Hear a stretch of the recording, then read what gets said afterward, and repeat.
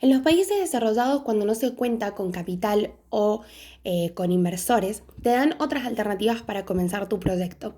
Por ejemplo, créditos bancarios y financieros, ayuda de instituciones, fundaciones o asociaciones.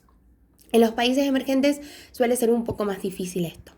Hay que tener en cuenta que cuando uno empieza el emprendimiento sin capital, es necesario que los activos fijos sean los menos posible, que las cuentas a cobrar sean las menos y las cuentas a pagar tengan un mayor plazo.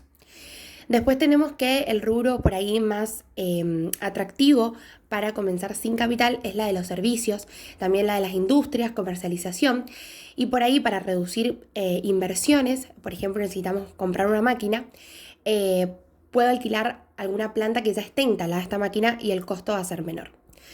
Después tenemos la principal pérdida operativa, que cuando uno comienza con un emprendimiento, la principal pérdida operativa que tiene es la del sueldo del emprendedor, que al principio tal vez no se tiene tantos ingresos para poder cubrir ese costo, pero a lo largo del negocio es necesario, porque si no el negocio no es redituable.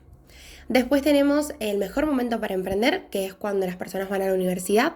Eso nos habla el libro, porque hay menos costos de oportunidad, o sea, son más bajos. Después tenemos que es necesario ser un buen comerciante cuando no se tiene capital al inicio del emprendimiento.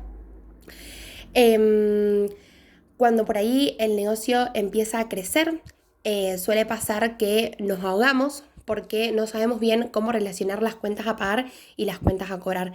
Es necesario asesorarse. Después me había olvidado del capital de trabajo, que para reducir el capital de trabajo es necesario ver cómo usamos el dinero de otros para que mi negocio crezca o construir mi negocio. Vamos a tener las cuentas a cobrar, que son las que me financian mis clientes, y las cuentas a pagar nos financian nuestros proveedores. Después tenemos las financiaciones claras, que por ahí es bueno saber cuánta plata necesitamos, pero mejor aún cuándo necesitamos esa plata para que mi negocio crezca, en qué momento, en qué etapa. Y por último, vemos que se puede empezar sin capital, es mucho más fácil con, pero la clave está en cómo se desenvuelva el emprendedor.